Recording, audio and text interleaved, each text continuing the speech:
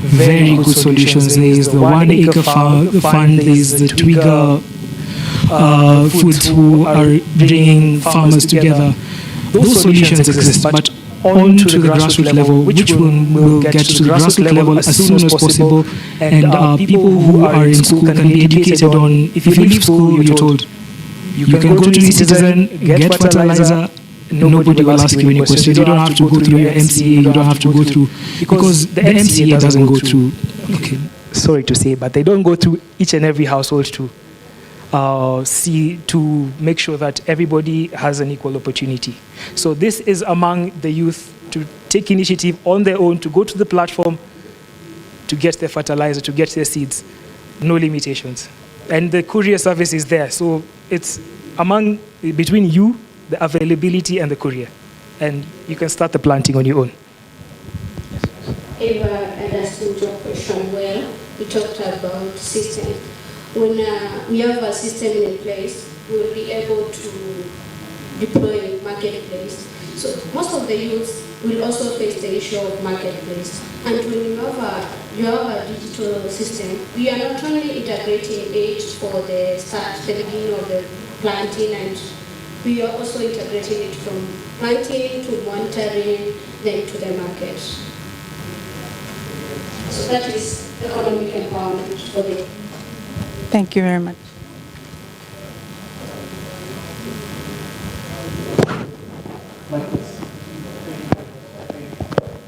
As the youth on the panel, I'm very excited to hear your exciting ideas, and great work to both teams for coming up with exciting, innovative ideas.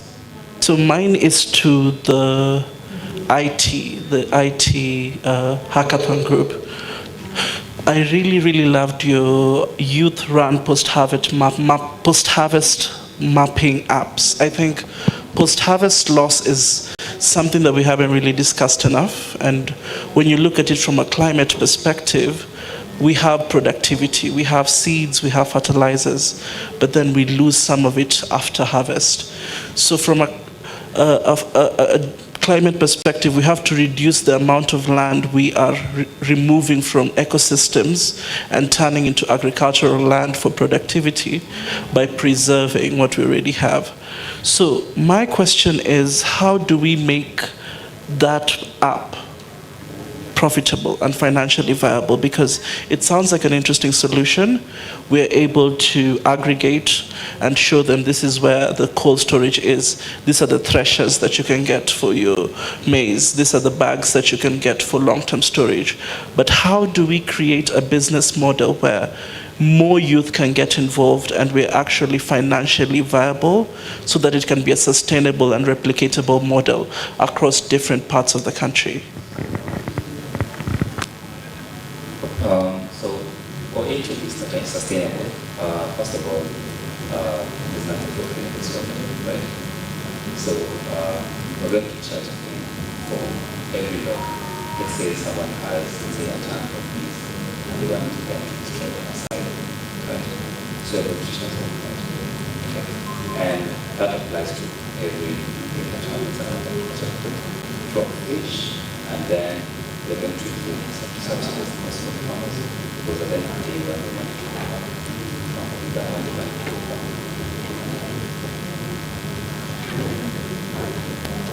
Thank you for that. I think there's also an opportunity to look at the service providers on the platform, because you're providing free market to them. How can we then charge them to be on the platform and encourage more private businesses to get on the platform and provide those solutions? So that's also another opportunity. I think we can scale this. Let's take time and see how we can, brainstorm around it. And I think the county reps, they have their cooperatives, they have their own extension services that they can be able to link onto your platform and create that exciting momentum.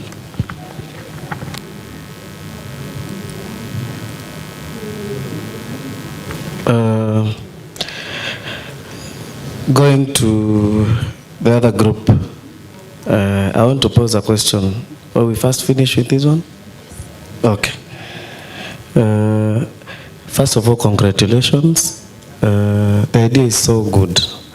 But again, you're talking about post-harvest loss, I would really appreciate that you give a specific example of a value chain and maybe give us a picture of how that will help fix the gap that you have identified. Just to give an example so that we don't argue in generalities.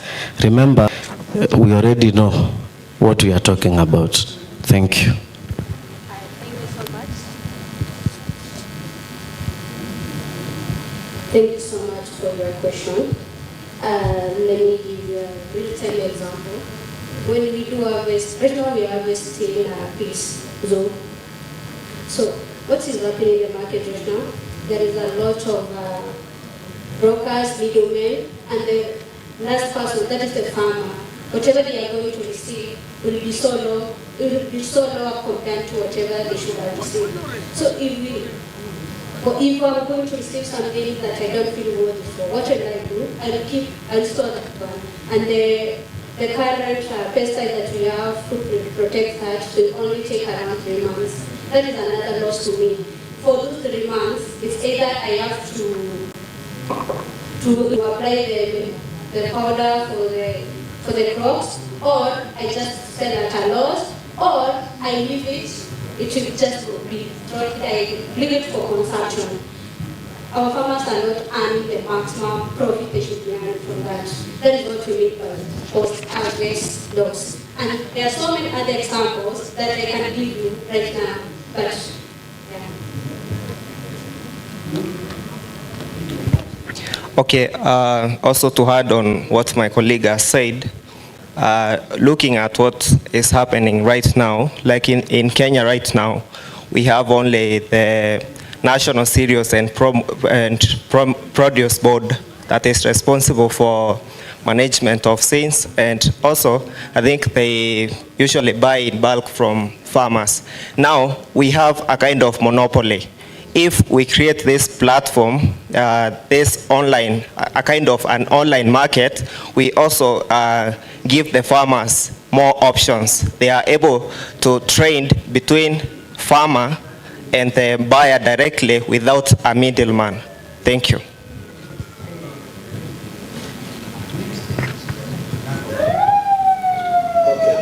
Thank you so much, all the technical experts who are here. Thank you so much, our youth. My name is Dr. Abed Kiwea. I work for an organization called AGRA. I am a system agronomist in sustainable and regenerative agriculture. I also oversee a project in Kenya. We call Strengthening Regenerative Agriculture in Kenya. And to me, I don't have a question, but I just have a few comments. First of all, to thank you so much for the thought process. I was very pleased just listening to your challenges and the proposals. So excellent, keep it up, and don't shy away from telling us these things. I was very pleased to hear about what you want to do of the stress of fertilizers, and probably I met with some of you. I gave a keynote address during the Africa Fertilizer Solar Summit last year, May. And just what I said is, when we're entering into these issues of fertilizer, there are so many, unknowns. People just speak without knowing. And I just wanted to let you know that as you develop and you think about developing an app, please just know that AGRA has invested a lot in that space of fertilizers. We have a book we have authored. We call it Fertilizers for Feeding Africa's Soils. So you can look at that book as you want to develop that app, and it will give you a lot of information on what you want to do. When you talk about an app to order, fertilizers, it is important for you to know the type of fertilizer that you want to order. And we have what we call the 4R, Nutrient Management Stewardship. So it's important you also look at that so that you know that fertilizers depends on the type, depends on the time of application, also the method of applying is very important, as well as the dosage, what you call the rate. So I just needed to highlight that, and just to let you know that what we're thinking about doing in this post-harvest space is something that, of course, in Agra we're thinking about that, and I know my country director will be here, who's here will be talking about that, and it's something that we're very ready to, and I'll be very pleased to also connect with you as we get into that space of looking for these solutions. For the other group, so that I'm sure they're also taking notes. The issues you've mentioned are very important. Some of them are not able to address because we have our policy experts here and they will address that. But issues to do with climate and diversification for resilience, that's what we are doing, climate smart agriculture and the strengthening of regenerative agriculture in Kenya.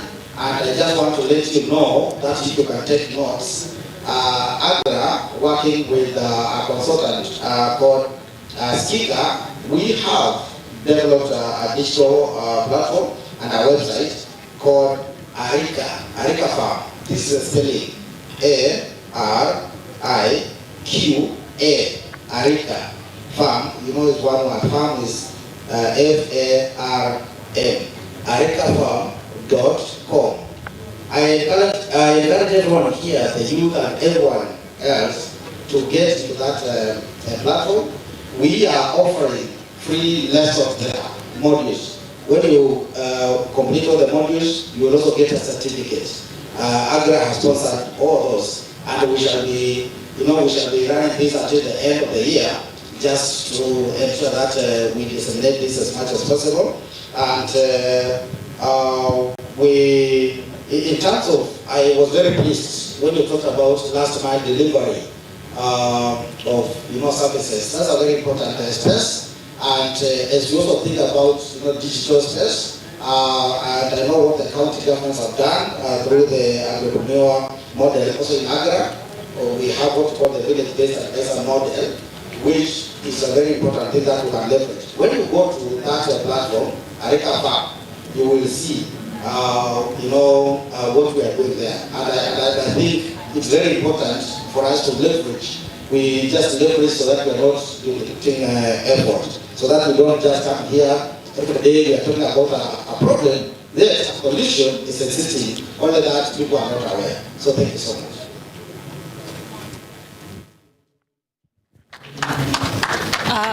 Okay, back to you guys. Any questions for the team?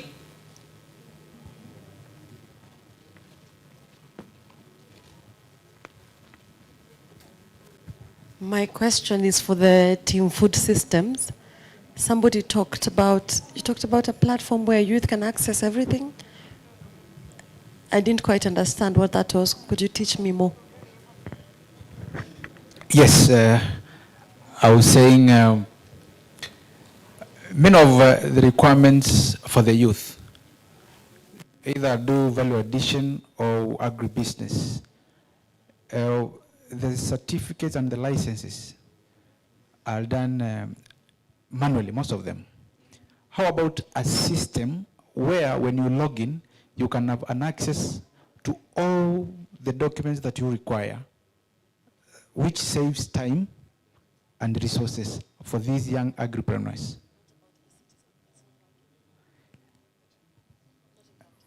Yes. Then maybe I can mention this, something that I'd forgotten. It has worked for some of our agripreneurs in Makueni County on supporting the young agripreneurs with equipment to do value addition. I know most of you visited the Makueni booth where we have the dried mangoes. The product is by one of our youth who was an intern in the county government. And out of the programs that we do on youth empowerment, she was able to get support from one of the organizations, VIP, Village Industrial Power. She got a dryer for mangoes, which she was able to repay within 4 years. And that was a starter. Someone who had just identified a problem. You know, Makwete is a county of mangoes. And with the fruit factory that has been by the county, which was doing the ready-to-drink juice. And it takes only less than 20%. She's now able to close the gap with a certain percentage, drying the mangoes with an increased price on the product. So it's something that organizations which are here can maybe try, support the young people with these equipments who have those ideas, because the products are there, but very minimal value addition activities. Thank you. Any more questions for the Innovation and ICT group?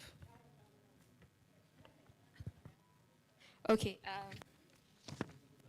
My name is Sheila from the Organization of African Youth.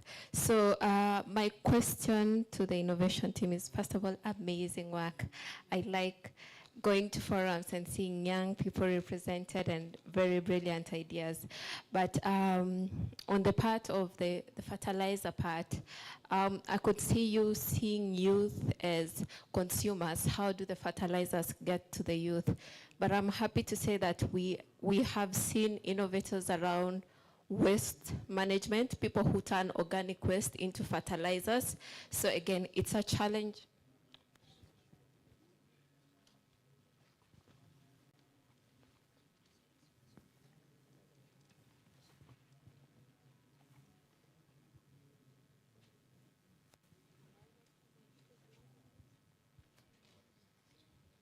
Okay. Yes, as I was saying, there are very many young people who are turning organic waste into fertilizers, and I would like to see an inclusion of those youth, you know, as producers, as manufacturers. They're going to be the next big thing. You know, they produce organic fertilizers that are safe, that are, you know, better than, okay, I'd like to say better because I'm also a farmer, that are better than what we get in the marketplace right now. And I see that as an opportunity to see young people as producers and not only consumers. Thank you. Thank you so much, Sheila, for the information. That was so much informative. I just want to mention one thing. We are talking of food system through innovation and participation. So when we talk about food systems, we are emphasizing on the fact that it's the whole food system, the whole ecosystem, from manufacturing the products to farmers, to marketplace, and even value addition. Let's all of us understand the food system for us to be able to integrate and ask our questions well. Thank you so much. Because of time, I'll take one more question for the innovation team. All right, thank you. Thanks so much, our young people. Let me say that I really appreciate your creativity, your innovation. And actually, when you speak, you create excitement amongst all of us. I think that there's only one part I would like to hear once in a while from you people. That is the number of jobs you create and how much, whether they're able to really give money, meaningful money, by meaningful money that can make you survive and live. So, thank you.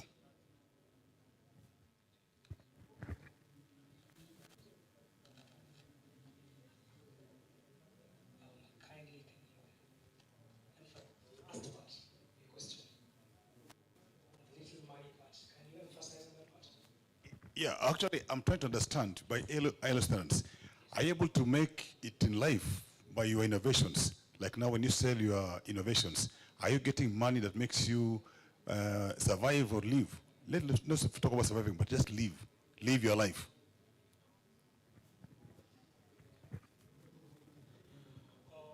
That is a very interesting question. I'll answer it as myself. If I'm to build a solution like this, that I am able to connect all the youth to the marketplaces and to connect them to the fertilizers they need, all the resources they need, bringing them all together, I would not depend on that for a livelihood, because that is something I'm giving back to my people. Something that the youth are out there complaining that they do not have opportunities. They do not lack opportunities. They lack the knowledge of where these opportunities are. So the approach we're taking is making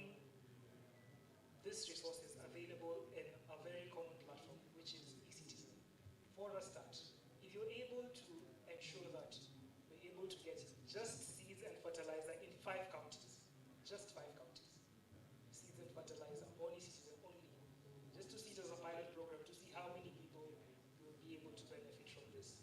They are the ones who will be able to answer the question. They are the ones who will be able to have plants and growing and to sell. That's the key system we're trying to get Okay, to add on the answer that my colleague has given, I have a more advanced answer to 8. For example, looking at Gigi. Gigi is an online platform that allows buyers and sellers to transact online. But if you are a supplier who is aspiring or who wants to sell on Gigi, you have to pay something, a certain fee. Now, through that platform, through that online system, we can introduce a subscription fee that will help us maintain the system, hire more developers and more skilled workforce, and especially this workforce will, let's say, favor the youth. Why? Because we know what is in the market right now. A lot of youth are out here without jobs. So through that system, we'll create more jobs, not only to the developers, but also when we talk about the courier services, apart from Posta, that we anticipate can provide us with a very streamlined system of delivery, maybe from the farmer to the buyer. We can also bring in peer-to-peer courier services with even the guys with the motorbikes, creating more employment. So it is a system that does not only benefit the people who are in ICT sector or the software developers, but also creating employment to other fellow youth that are playing complementary roles. Lakini, to end on this,